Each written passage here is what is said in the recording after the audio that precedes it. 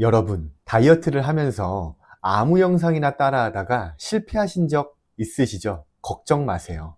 지금부터 제가 실패 없이 다이어트 성공하는 방법을 알려드릴게요. 이 따라하시면 무조건 성공합니다. 식단이란 무엇일까요? 포털 사이트에 검색해보면 일정한 기간 동안 음식의 종류와 순서를 짜놓은 계획표라고 정의되어 있습니다. 하지만 우리는 일정 기간 동안만 다이어트를 하는 게 아니잖아요. 평생 유지하고 지켜갈 수 있는 식습관을 만들어야 하죠. 왜냐하면 단기 식단은 결국 요요를 만들고 체중이 다시 늘어나면 몸에서는 나의 체중을 인지하지 못하게 되고요. 식욕 조절도 어려워집니다. 결국에는 다이어트에 더 불리한 체질로 바뀌게 되는 거예요. 그래서 단기 식단이 아니라 꾸준히 지킬 수 있는 식습관이 정말 중요합니다. 언제는 스위치온 다이어트가 유행이라더니 또 공복에 방탄커피를 마시는 게 핫했던 적도 있고요. 그전에는 하루에 한 끼만 먹는 누구누구 연예인 식단이 정답처럼 떠돌았죠. 계절마다 바뀌는 유행 다이어트 한 번쯤은 따라해 보셨을 겁니다. 그런데 이상하지 않으셨나요? 분명히 덜 먹고 있는데도 초반 기간만 살이 빠지고 오히려 변비는 심해지고 속은 더부룩하고 피곤하면서 예민해지고 기운은 없이 짜증만 늘어나는 느낌 경험해 보셨을 거예요.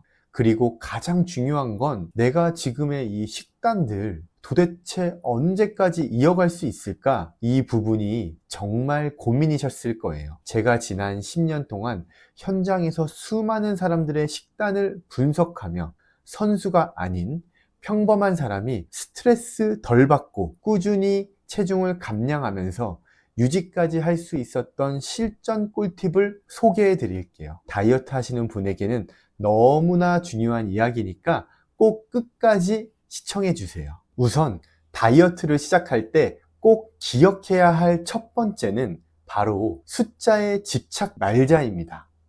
매일 측정하는 체중이나 그람 수까지 재는 저울, 인바디 수치에 지나치게 몰입하다 보면 정체기를 겪으면서 나도 모르게 굉장히 압박감을 많이 받게 됩니다. 특히나 여성분들은 생리주기에 수분이 늘었다 줄었다 하면서 체중이 바뀌잖아요. 매일 바뀌는 컨디션과 상황에 따라 변하는 숫자, 감정 기복만 심해질 수 있습니다. 우리 몸은 체중이 너무 빠르게 변하지 않도록 스스로를 지키려는 성질이 있어요. 이건 굉장히 자연스럽고 건강한 반응입니다. 그런데 그 정상적인 반응조차 왜 안 빠지지라는 불안함으로 받아들이고 결국 체중계 숫자 하나에 하루 기분을 망치곤 합니다. 숫자는 참고용일 뿐인데 오히려 그 숫자에 휘둘리면서 진짜 중요한 건 놓치고 있는 거예요. 체중계 위 숫자에 매일 흔들린다는 건 마치 단타 주식에 감정 투자하는 것과 비슷해요. 올라가면 기분 좋고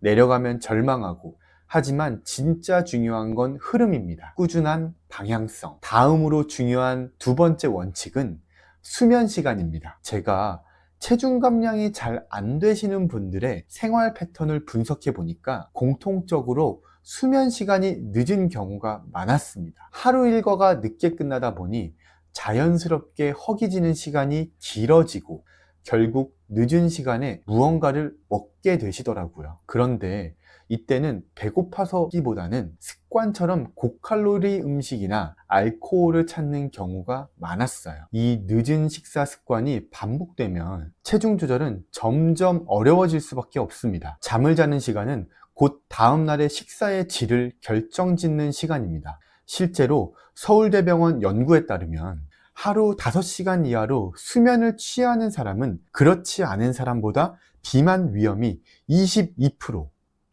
복부 비만 위험이 32%가 더 높았다고 합니다. 수면이 안정되면 몸도 규칙적인 리듬을 타기 시작해요. 그러면 자연스럽게 식사 습관이 잡히고 결과적으로 다이어트에도 훨씬 유리해집니다. 저 역시 10년 동안 많은 사람들의 일상 패턴을 분석하면서 느꼈었던 게 있어요. 일찍 잠들고 여유 있게 하루를 시작하는 사람들이 오히려 식사의 질이 높고요. 하루의 루틴을 잘 지킨다는 거였습니다. 결국 아침에 일찍 일어나 하루 계획을 세우고 그 계획을 지켜나가는 습관이 식사의 구성이나 운동 시간까지도 영향을 미치며 전체적인 다이어트 흐름을 이끌어 간다는 걸 확인할 수 있었습니다. 수면 이야기를 했으니 이제 아침 식사 이야기로 넘어가 볼게요. 수면이 잘 잡힌 사람일수록 아침 식사부터 차분하게 하루를 시작하는 경우가 많습니다. 아침 식사는 먹는 사람, 안 먹는 사람 의견이 분분하지만 저는 뭐라도 꼭 챙기길 권해드립니다. 특히 아무것도 먹지 않는 습관이 있다면 올리브 오일 한 스푼이나 삶은 계란, 견과류 한 줌 정도는 꼭 드시라고 말씀드립니다. 서울 성모병원 이준엽 교수님도 아침 식사의 중요성을 강조하시면서 공복 상태가 길어질수록 혈당이 불안정해지고 갑작스러운 식사로 인한 혈당 급증 위험도 크다고 말하셨습니다.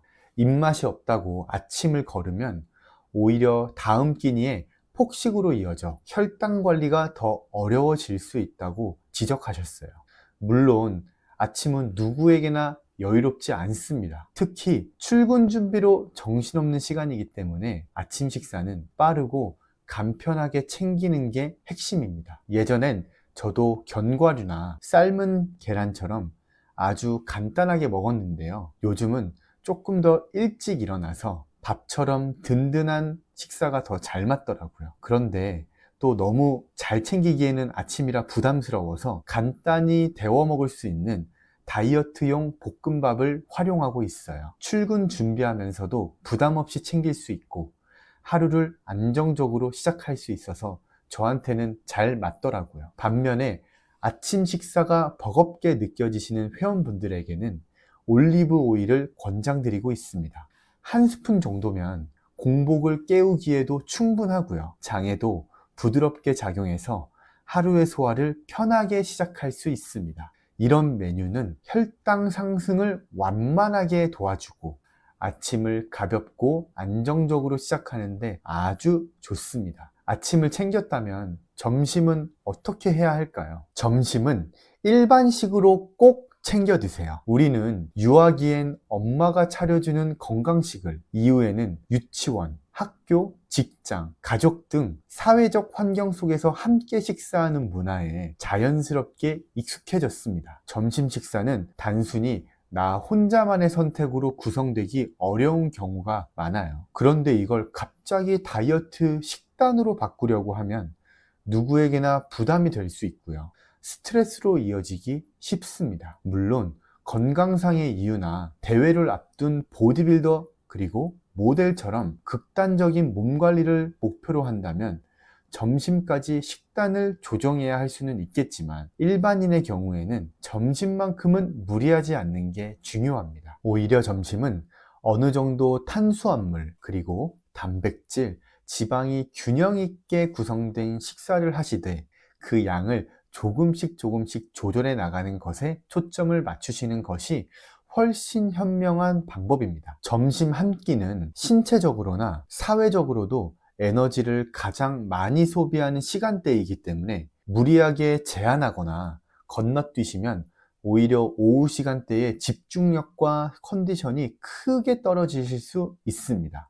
하루의 마지막 저녁입니다. 저녁은 정서적인 만족을 주시되 무너지지 않는 선에서 설계하는 것이 중요합니다. 무작정 샐러드만 먹거나 아예 굶는 식으로 접근하시기보다는 일정한 시간에 적절한 포만감을 줄 수 있는 식사를 준비하시는 게 좋습니다. 저 같은 경우엔 한식을 좋아해서 예를 들어 찜닭을 먹을 땐 밥을 3분의 2 혹은 절반 정도만 덜 담고 닭고기를 더 많이 먹는 식으로 조절하고 있어요. 그렇게 탄수화물은 줄이고 단백질은 늘리는 방식인 거죠.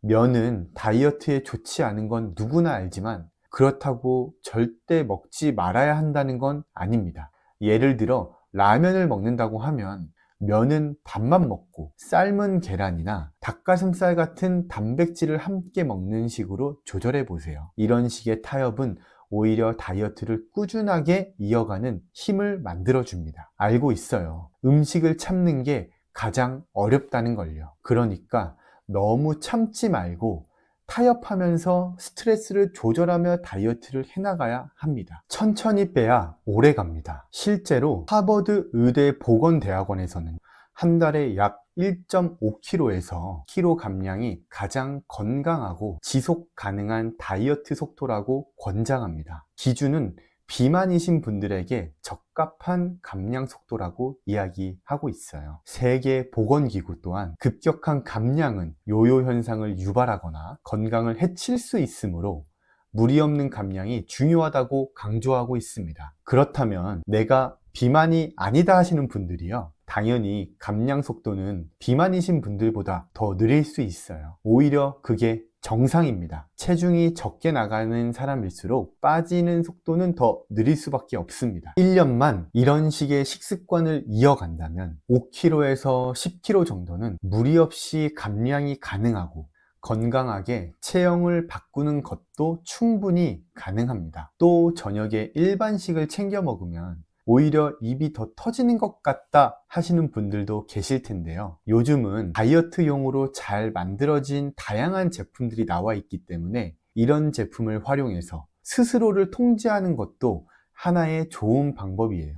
칼로리를 섬세하게 관리할 수 있고 무엇보다 스트레스를 줄이는 데도 도움이 됩니다. 나에게 질리지 않는 제품을 찾아가 보세요. 결국 우리가 목표로 삼아야 하는 건 식단이 아니라 식습관입니다. 한 끼, 하루, 이틀 잘 먹는 게 중요한 게 아니라 내 몸에 맞는 리듬을 만들고 그 리듬을 평생 이어가는 것, 그게 진짜 다이어트의 핵심이에요.